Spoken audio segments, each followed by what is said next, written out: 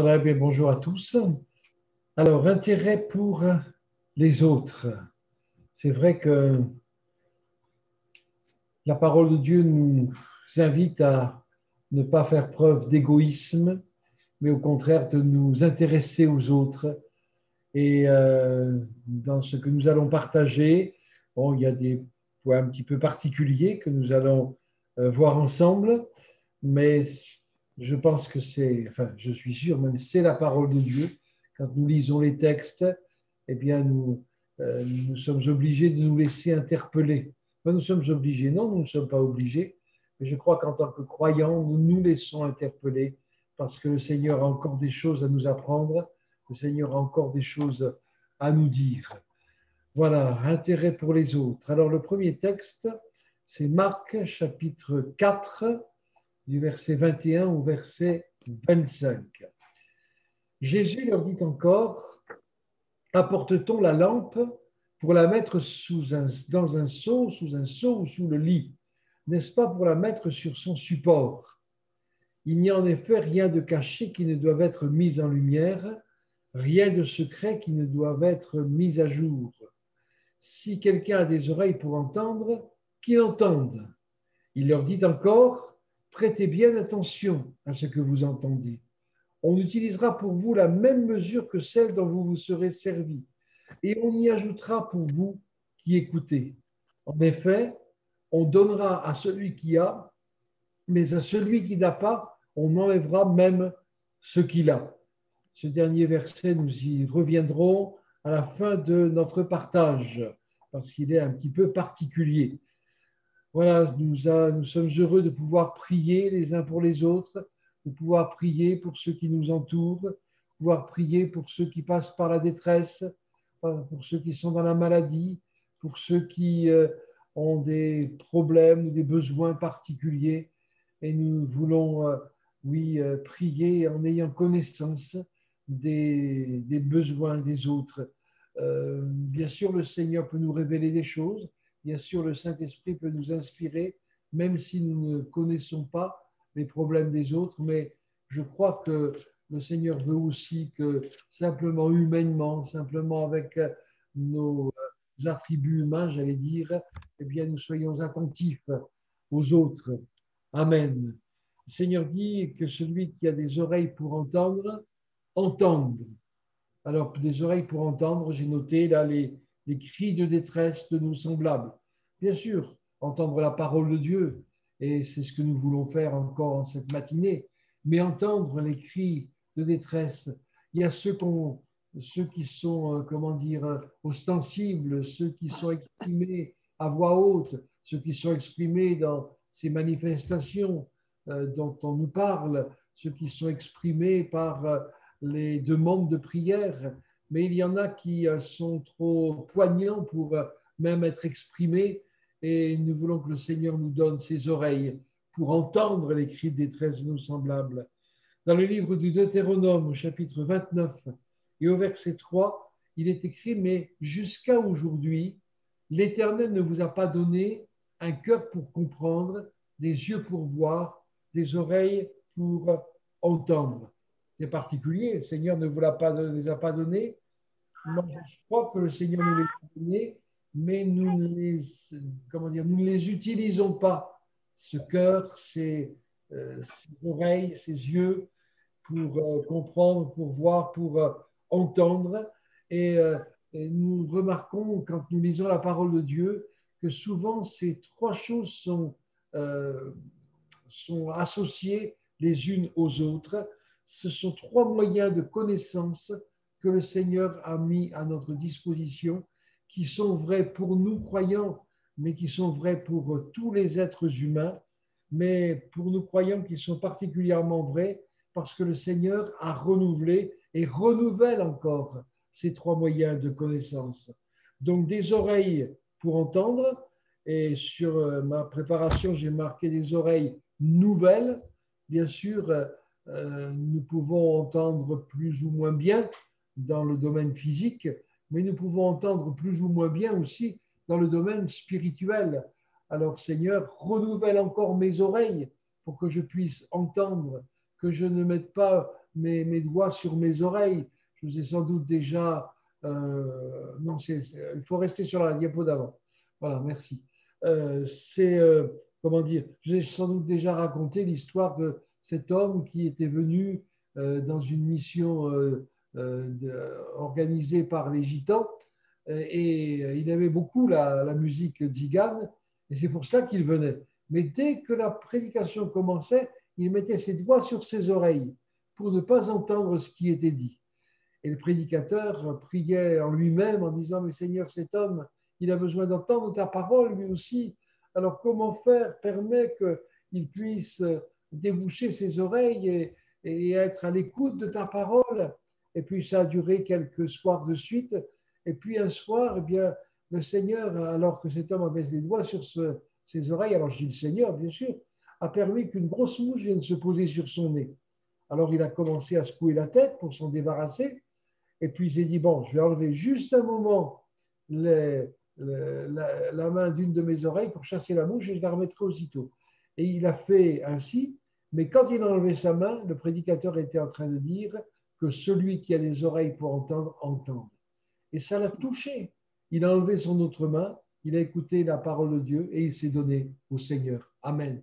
Donc, nous qui connaissons le Seigneur, surtout ne bougeons pas nos oreilles, surtout ne faisons pas parfois semblant de ne pas entendre. Vous savez, on peut faire semblant de ne pas entendre en détournant la tête, oui, en faisant comme si rien n'avait été dit, comme si rien n'avait d'intérêt pour nos oreilles, mais aujourd'hui, nous ne voulons pas boucher nos oreilles. Et puis, il nous a donné des yeux. Alors là encore, j'ai marqué des yeux nouveaux pour voir, les yeux du cœur, les yeux qui sont guéris. On peut avoir des problèmes de vue, c'est vrai. Au milieu de nous, nous prions pour ceux qui en ont plus particulièrement. Mais dans le domaine spirituel, que le Seigneur renouvelle aussi nos yeux, que nous ne les fermions pas. Nous pouvons fermer les yeux. Vous savez, il y a ces trois singes-là, on dit c'est la sagesse, hein, ne rien entendre, ne rien voir, ne rien dire. Mais je ne sais pas si c'est la sagesse de Dieu. Ça peut relever d'une certaine sagesse dans certains contextes et dans un certain sens. Mais non, Seigneur, je ne veux pas fermer mes yeux. Je veux les ouvrir. Je veux bien regarder haut. Je ne vois pas toujours des choses bien agréables, bien saines, bien à ta gloire, Seigneur. C'est vrai. Mais justement, je veux voir pour prier. Je veux voir pour intervenir. Je veux voir pour dire, pour faire connaître à mes semblables que je ne suis pas indifférent et que j'ai vu leur détresse comme Dieu a vu leur détresse. Amen. Et puis un cœur, là encore un cœur nouveau pour comprendre. Bon, nous connaissons ces textes de la parole de Dieu. Hein. J'ôterai de leur poitrine ce cœur de pierre et je leur donnerai un cœur de chair. Et Dieu nous l'a donné. Donc là encore, ne fermons pas notre cœur. C'est tellement important pour les autres de savoir que nous les comprenons, que nous essayons au moins de les comprendre, parce que nous ne comprendrons jamais tout parfaitement, mais que nous voulons avoir un cœur ouvert. Paul disait, vous n'êtes pas à l'étroit dans notre cœur, que notre cœur ne se resserre pas, mais qu'il soit largement ouvert pour les autres. Pas pour tout ce qu'ils font, pas pour tout ce qu'ils choisissent, parce que ce n'est pas toujours à la gloire de Dieu, mais pour leur personne. Et ça, c'est important, parce que le Seigneur les a créés pour les aimer et il est mort aussi pour eux sur la croix. Rappelons-nous que nous étions du nombre de ceux qui étaient en route vers la perdition, qui étions déjà dans la perdition et que le Seigneur a arrêté, il nous s'est révélé à nous, il nous a donné la vie. Donc faisons tout pour que beaucoup autour de nous puissent aussi connaître cette vie. Voilà, donc nous pouvons, alors ne fermons pas ni nos oreilles, ni nos yeux, ni nos cœurs. Donc la diapo suivante, Dieu, lui, nous fait entendre, voir et comprendre. Dans un sens peut-être particulier par rapport à notre partage, il met des âmes sur notre route. Vous savez, il est question dans la parole de Dieu de hâter l'avènement du Seigneur, de hâter le retour du Seigneur. Comment est-ce que nous pouvons faire en sorte que ce retour soit plus proche de nous. Je vous ai dit aussi, et je pense, c'est vraiment ma pensée, que le Seigneur reviendra le jour où il saura que plus aucune âme n'est susceptible de se tourner vers lui pour être sauvée. Il connaît les cœurs. Vous savez, il est écrit à ceux qui sont prédestinés selon la prescience de Dieu. Dieu connaît tout d'avance et il sait s'il y a encore des cœurs qui se laisseront toucher par sa parole, par son appel, par notre témoignage. Et il reviendra au moment où il n'y en aura plus un seul. Et c'est pour ça que, en priant le Seigneur de mettre sur notre route des âmes qui vont se laisser toucher par le message de l'Évangile, et je crois que nous pouvons hâter le retour du Seigneur. Il nous aide aussi à être en contact avec les autres et à être en confiance avec elles et à recevoir leurs cris de détresse. Ce n'est pas toujours évident de rendre témoignage. Alors bien sûr, il y en a qui sont très à l'aise et qui d'emblée parlent du Seigneur, mais c'est vrai que la plupart du temps, l'important, c'est de pouvoir gagner la confiance des autres, montrer que nous les aimons, montrer que nous sommes attentifs à leurs besoins, montrer que nous sommes là pour les aider, pour les secourir, pour les aider dans leur détresse, dans leurs besoins. Et puis ensuite, les questions viennent naturellement, j'allais dire, et nous pouvons rendre témoignage. Alors oui, Seigneur, aide-nous à être en contact avec les autres. C'est facile de se replier sur soi-même. C'est facile de dire, oh, mais j'ai bien suffisamment à faire avec mes besoins à moi pour encore ne pas avoir encore à m'occuper des autres. Mais ce n'est pas la volonté du Seigneur. Nous le savons. Et je sais que vous le savez, mais je crois que je me le rappelle à moi-même d'abord. Hein, souvent, je prie, Seigneur, donne-moi le fardeau des âmes pour que je puisse en prendre soin, que je puisse prier sans relâche pour ceux qui sont encore perdus. Amen. Et puis, le prochain point, c'est ne pas oublier. Ne pas oublier, la diapo suivante. Alors, voilà, hein, le boisseau ou le seau, la boîte, ne pas mettre dans une boîte ce que nous avons entendu, ne pas cacher sous le lit. Là, c'est un chat qui est caché sous le lit. Je ne sais pas si c'est un de Didier et Sonia, mais en tout cas, il se cache sous le lit. Je n'ai pas trouvé d'autres images hein, sous le lit. Mais n'oublions pas, ne mettons pas dans un boisseau, ne mettons pas dans une boîte, n'enfermons pas les choses que nous avons vues, que nous avons entendues, que nous avons comprises. Dans l'Épître aux Romains, au chapitre 1 et au verset 18, il est écrit « La colère de Dieu se révèle du ciel contre toute impiété et toute injustice des hommes qui, par leur injustice, tiennent la vérité prisonnière. Ne tenons pas la vérité prisonnière, ni la vérité de la parole de Dieu, ni la vérité des besoins des autres, mais laissons librement ces choses s'exprimer, ces choses venir jusqu'à nos oreilles, nos yeux et jusqu'à notre cœur. N'enfermons pas cette lumière pour la mettre sous le boisseau. Et puis ensuite, c'est sous le lit. Donc, ne nous endormons pas sur ces choses, la diapo suivante. Hein, ne fermons pas les yeux, mais au contraire, plaçons cela sur le chandelier. Sur le chandelier. Et vous savez que le chandelier, dans l'Ancien Testament, se trouvait dans le lieu saint du tabernacle, puis du temple. Ça veut dire que ces choses, nous ne pouvons pas les porter nous-mêmes, nous ne pouvons pas les gérer nous-mêmes, nous ne pouvons pas parfaitement même les comprendre, mais nous pouvons les apporter à Dieu, nous pouvons les apporter devant Dieu. Seigneur, tu vois ce bien-aimé, il me dépasse, tu vois ce bien-aimé, même il est toujours à me répéter les mêmes choses et n'écoute pas les conseils que je lui donne. Mais Seigneur, je te les apporte parce que tu sais, toi, comment faire.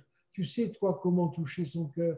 Tu sais, toi, comment l'amener jusqu'au pied de ta croix. Tu sais comment mettre ses pieds sur le chemin du salut, sur le chemin de l'éternité. Oui, Seigneur, je ne veux pas me prendre pour qui je ne suis pas. Et malgré tout ce qu'on vient de dire, enfin, pas malgré, mais je veux ajouter à tout ce que nous venons de partager, Seigneur, c'est par ta grâce que je peux voir, que je peux entendre, que je peux comprendre. C'est par l'action de ton Saint-Esprit qui ouvre mes yeux, mes oreilles et mon cœur. C'est par ta parole qui est la vérité et qui me rend libre, libre d'agir pour ta gloire et d'agir selon ta volonté.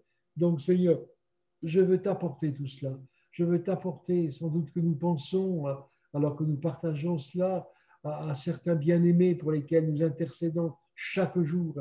Eh bien, persévérons parce que Dieu est capable de bénir, il est capable de toucher les cœurs, il est capable de ramener même ceux qui se sont éloignés. Point suivant, nous arrivons bientôt à la fin, la mesure de foi que le Seigneur, pardon, j'ai sauté un point, c'est prendre garde. Prenez garde à la manière dont vous entendez. Prendre garde, ça veut dire plusieurs choses. Ça veut d'abord dire être attentif. Bien sûr, nous en avons déjà parlé amplement, mais attentif, ça veut dire aussi attentionné. C'est-à-dire que ce n'est pas parce qu'il faut le faire que je le fais, ce n'est pas superficiel, mais je veux vraiment être attentionné. Et quand je suis attentionné, eh bien, je vois même les détails des choses, les détails des besoins, les détails des situations, et puis les détails aussi de ce que Dieu me donne de faire pour remédier aux problèmes, pour arriver à amener tous ces bien-aimés jusqu'au pied de la croix. Prendre garde, ça veut dire aussi garder dans son cœur. J'en ai parlé aussi au point suivant. Garder, ne pas oublier les choses.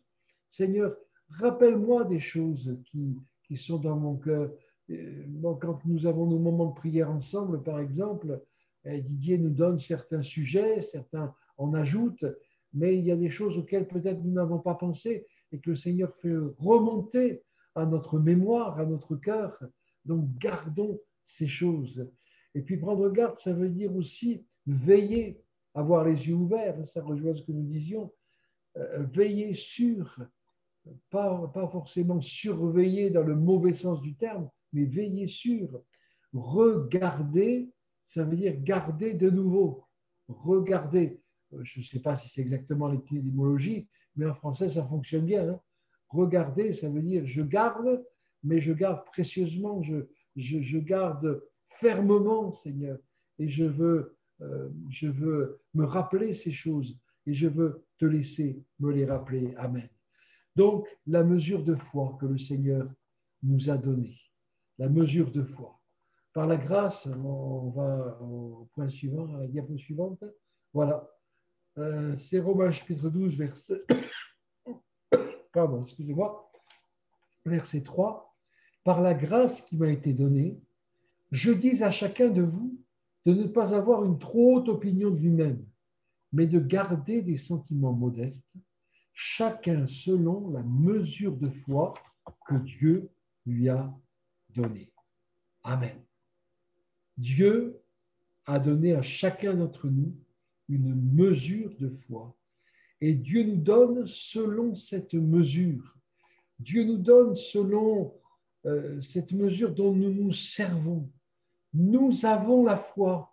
Ce n'est pas de l'orgueil de le dire. Tu as la foi, mon frère, ma soeur, mon ami. Ce n'est pas de l'orgueil de le dire. C'est Dieu qui t'a donné ces choses. Parce que sans la foi, il est impossible de lui être agréable. Sans la foi, il est impossible de vivre, tout simplement. Alors, crois que Dieu t'a donné cette mesure de foi.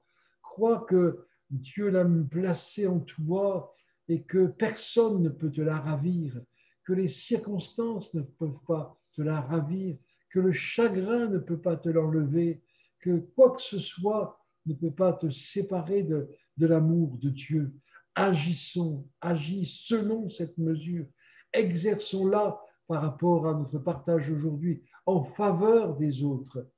Oui, Seigneur, je veux avoir foi dans l'action de ton Saint-Esprit dans ce cœur. Je veux avoir foi dans l'action de ta parole dans ce cœur. Je veux avoir foi dans l'action dans ta main posée sur cette personne qui l'aide à comprendre, qui l'aide à s'ouvrir, qui l'aide à laisser son cœur dur se briser et à venir au pied de ta croix dans la repentance. Amen. Je dis souvent, vous me l'avez entendu dire, mais quand nous prions, prions comme s'il s'agissait de nos propres enfants, de nos propres parents, de nos proches. Tu aimeras ton prochain comme toi-même. Oui, c'est vrai que notre prochain, c'est d'abord pour ceux qui sont mariés, notre conjoint, bien sûr, mais c'est aussi ceux qui sont autour de nous. Amen. Et puis, il est écrit, vous l'avez lu tout à l'heure, on y ajoutera, c'était, attendez, oui, dans notre texte d'introduction, prêtez bien attention à ce que vous entendez, on utilisera pour vous la même mesure que celle dont vous vous serez servi, et on y ajoutera pour vous qui écoutez. Alléluia. C'est-à-dire que quand on prend soin des autres, Dieu prend soin de nous. Quand on bénit les autres, Dieu nous bénit. Quand on prie pour les autres, eh bien Jésus intercède pour nous, pour nos besoins. Et quand on bénit les autres, eh bien le Seigneur nous bénit. Alléluia. Vous connaissez aussi ce texte qui dit que celui qui arrose sera lui-même arrosé. Donc merci Seigneur, parce que Seigneur, si je m'oublie moi-même, si je porte intérêt aux autres avant de porter intérêt à ma petite personne, eh bien je sais que toi, pour toi, ma personne a de l'importance et que tu prendras soin de moi de toute façon. Amen. Et puis il y a, et c'est le dernier point, la logique de la foi. La logique de la foi. Alors j'ai mis un tableau d'abondance et puis quelqu'un qui est sans rien et qui est couché sur un banc. Donc, on donnera à celui qui a, mais à celui qui n'en a pas, on enlèvera même ce qu'il a. Moi, je l'interprète comme cela. C'est sans doute pas la seule interprétation, mais ce n'est pas, comment dire, l'apologie du capitalisme primaire, cela. On donnera à celui qui a, mais à celui qui n'a pas, on prendra même ce qu'il a. Mais moi, je le comprends comme ça sur le plan spirituel. C'est-à-dire, comme je viens de vous dire, que Dieu nous a donné la foi. Celui qui reconnaît qu'il a, il reçoit. Il met en exercice cette foi. Il se sert de cette foi. Et obligatoirement, il va recevoir, comme la parabole des talents. Ceux qui ont fait fructifier leurs talents, eh bien, ils avaient plus qu'au départ. Mais celui qui est allé enterrer son talent, il n'a plus rien eu du tout à la fin parce qu'on a pris son talent pour le donner à celui qui avait le plus. Alors reconnaissons que le Seigneur nous a donné et nous allons recevoir. Et ça ne sera pas pour notre gloire, puisque c'est en reconnaissant que Dieu nous a donné ces choses. Donc ça sera pour sa gloire, obligatoirement. Donc celui qui reconnaît qu'il a, il reçoit. Mais celui qui doute, j'ai noté foi négative, bon, hein, comme Job qui disait, ce que je crains, c'est ce qui m'arrive. Attention, hein, soyons équilibrés et ne croyons pas que chaque fois que nous avons une crainte, automatiquement, ça va nous arriver. Non, soyons équilibrés. Enfin, Job, il disait, par expérience, ce que je crains, c'est ce qui m'arrive. Mais ne doutons pas que Dieu nous a donné, cette foi. Autrement, elle ne veut pas nous servir à quoi que ce soit, et c'est comme si nous ne l'avions pas. C'est comme ça que j'interprète ce texte. Donc, Seigneur, je ne veux pas négliger, je ne veux pas mépriser les choses que tu m'as données. Au contraire, je veux les faire fructifier pour ta gloire et pour le salut de ceux qui m'entourent. Seigneur, merci. Oui, tu m'as donné des oreilles. Oui, tu m'as donné des yeux. Oui, tu m'as donné un cœur. Et je ne veux pas les fermer. Ouvrons-les à la voix de Dieu. Ouvrons-les à la voix des autres. Ouvrons-les aux circonstances dans lesquelles nous sommes. C'est vrai qu'elles sont particulières en ce moment avec cette pandémie qui dure depuis déjà pas mal de mois et qui, humainement parlant, semble devoir durer encore. Mais ouvrons, ne fermons pas nos yeux, nos oreilles, notre cœur. Seigneur, il y a tant de besoins autour de moi. Il y a tant de détresse autour de moi. Et Seigneur, tu as choisi de faire les choses avec moi. Tu pourrais intervenir directement, mais tu as choisi de te servir de moi. Alors je veux dire, oui Seigneur, c'est toi qui l'as dit avant moi. Me voici, envoie-moi. Mais je veux le dire aussi avec mes frères et avec mes sœurs. Amen. Merci, c'est vrai Seigneur, pour tout ce que tu nous as donné. Merci pour tout ce que tu as mis à notre disposition, pour que nous nous en servions, pour ta gloire, pour bénir les autres, pour leur apporter le réconfort dont ils ont besoin, les solutions dont ils ont besoin, de ta part, Seigneur. Oh, bénis mes frères, mes sœurs, qui sont dans le besoin, qui sont dans la difficulté, qui sont dans l'angoisse, Seigneur, qui sont découragés peut-être, et encouragés, Seigneur. Amen, Jésus. Que ta parole puisse résonner puissamment dans nos cœurs et qu'ainsi elle fasse son œuvre et qu'ainsi, Seigneur, ton nom soit élevé. Merci, Jésus. Amen.